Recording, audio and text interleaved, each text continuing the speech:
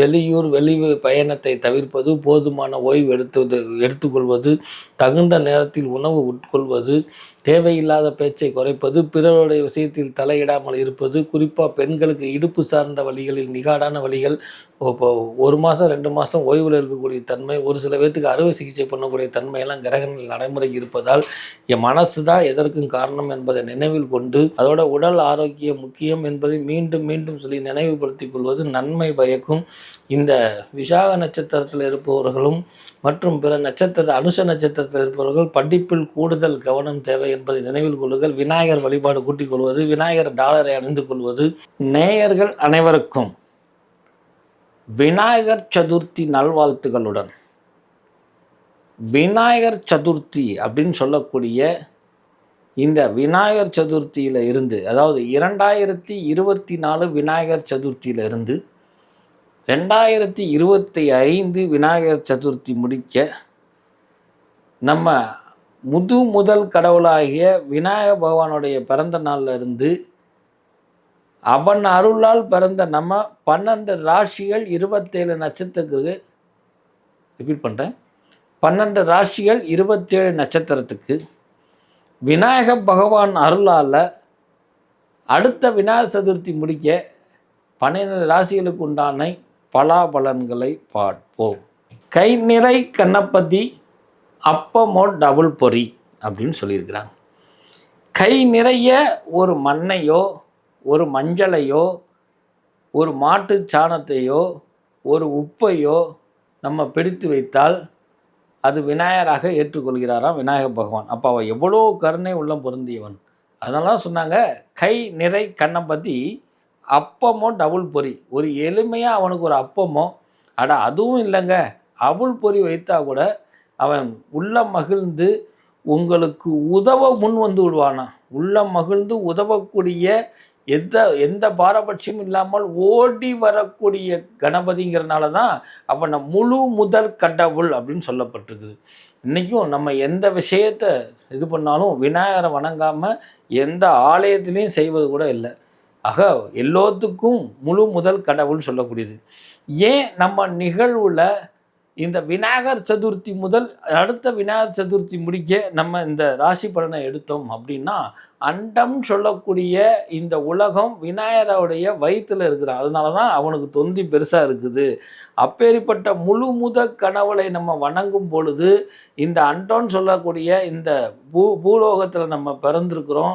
இந்த 12 ராசிகளுக்கும் விநாயக பகவானுடைய அருளால் எந்த கிரக தோஷமும் இல்லாமல், எந்த சாபமும் இல்லாமல், எந்த பகை உணர்ச்சியும் இல்லாமல், நம்ம ஜாதகத்திலே சில குறைகள் இருந்தாலும் விநாயகர் முதல் கடவுளாகிய அந்த விநாயகர் பிறந்த நாள்ல இருந்து ஆரம்பிக்கும் பொழுதே அத்தனை தோஷமும் நீங்கிவிடும் என்கிற ஒரு அரிய நிகழ்வை உங்களுக்கு தெரியப்படுத்தி, இது எனக்கு மட்டும் இல்லை நம்ம நேயர்களுக்கும் உறுதுணையாக இருக்குங்கிறதுக்காக தான் இந்த விநாயகர் சதுர்த்தி முதல் அடுத்த 2024 விநாயகர் சதுர்த்தி முதல் 2025 விநாயகர் சதுர்த்திக்கு இந்த பலாபலன்கள் 12 ராசிகளுக்கு எப்படி இருக்கும் அப்படிங்கிற இந்த சிறப்பு பதிவில் நீங்கள் காண இருப்பது 12 ராசிகளுக்கு உண்டான ராசி பலன்கள்.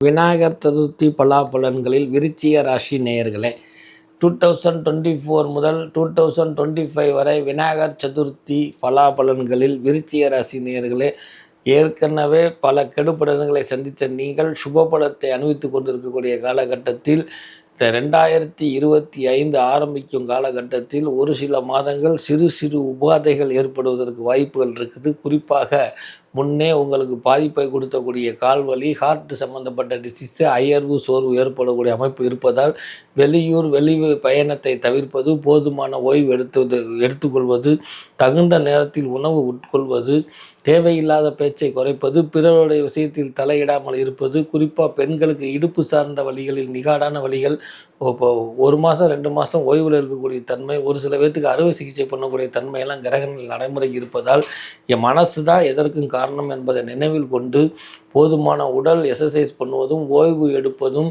பிள்ளையாரை வணங்குவதும், பிள்ளை கைவிட மாட்டான், உங்களுடைய பெத்த பிள்ளை, உங்களை பாதுகாக்கக்கூடிய பிள்ளை, உங்களை காக்கக்கூடிய பிள்ளைன்னு சொல்லக்கூடிய இந்த பிள்ளையாரை பற்றி கொண்டால் அறுவை சிகிச்சை உடம்பில் கத்தி படக்கூடிய அமைப்பை மாற்றி அமைப்பான் இந்த பிள்ளையார் அப்படின்னு சொல்லக்கூடிய இந்த விநாயகரை வணங்குங்கள்.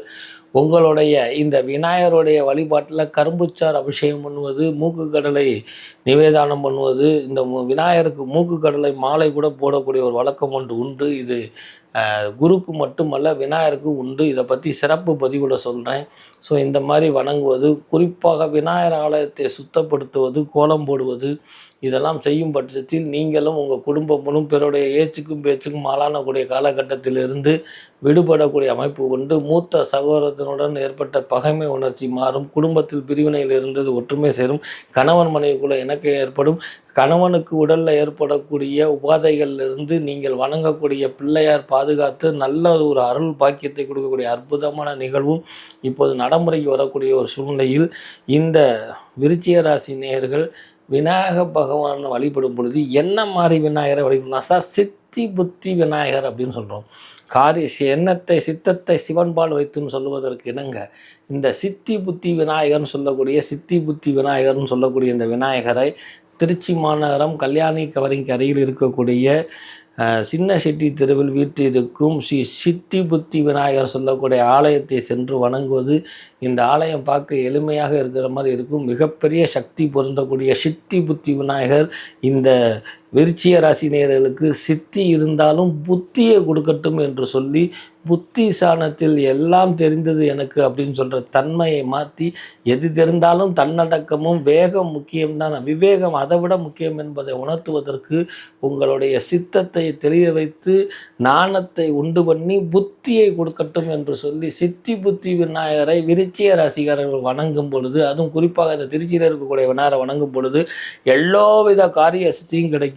இது முடிக்க மகள் வழியில் கல்வியில் சுமாராக இருந்துச்சுங்க, நல்ல மார்க் கிடைக்கலைங்கிற மதிப்பெண்கள் கூடக்கூடிய அமைப்பு, அதே நேரம் படிப்பில் பேரும் போலும் கிடைக்கக்கூடிய அமைப்பு, உங்களுக்கு உடம்புல இருக்கக்கூடிய ருணஸ்தானத்தினுடைய அமைப்பு, உங்கள் கணவருக்கு ஏற்பட்டக்கூடிய பெரிய லெவல் பாதிப்பு ஒன்றும் இல்லாமல் போகக்கூடிய ஆற்றல், இது முடிக்க விரைய செலவாக இருக்கக்கூடிய காசு பணத்தை சேர்த்து வைக்கக்கூடிய அமைப்பு, உற்றாருடன் ஏற்பட்டிருக்கக்கூடிய பகை உணர்ச்சியை மாற்றக்கூடிய அமைப்பு, இதற்கெல்லாம் மேலாக உங்களுடைய உடல் ஆரோக்கியத்துக்கு விநாயக பகவான் சொல்லக்கூடிய பிள்ளையார் உங்களுக்கு எல்லா வகையிலையும் உறுதுணையாக இருக்கக்கூடிய அமைப்பு.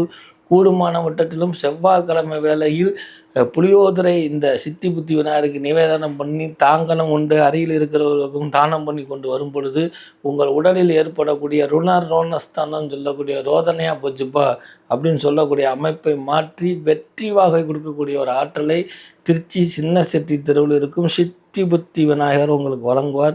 அதோட உடல் ஆரோக்கியம் முக்கியம் என்பதை மீண்டும் மீண்டும் சொல்லி நினைவுபடுத்திக் கொள்வது நன்மை பயக்கும்.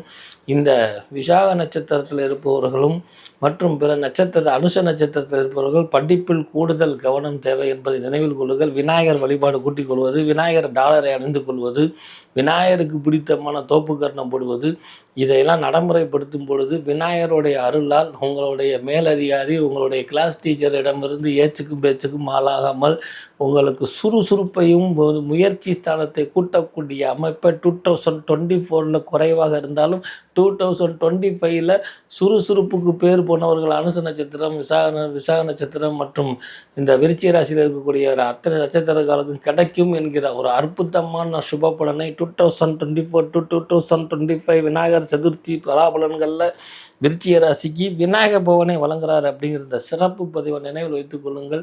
தாங்கள் பயணம் செய்யும் பொழுதோ இரவு பயணத்தை தவிர்ப்பது உத்தமம். வண்டி வாகனங்கள் செல்லும் பொழுது முன்னே உட்கார்ந்து போவதை தவிர்ப்பது உத்தமம். தாங்கள் பண்ணக்கூடிய தான தர்மங்களை பப்ளிக் படுத்தாமல் இருப்பது, அதாவது தான தர்மம் பண்ணுவாங்க ஆனால் நான் செஞ்சேன் எல்லாத்தையும் சொல்கிறது, செய்த தானத்தை சொன்னால் அது பிரதிபலன் போய்விடும் என்பதை நன்கு நினைவில் கொள்ளக்கூடிய ஒரு ஆற்றல்.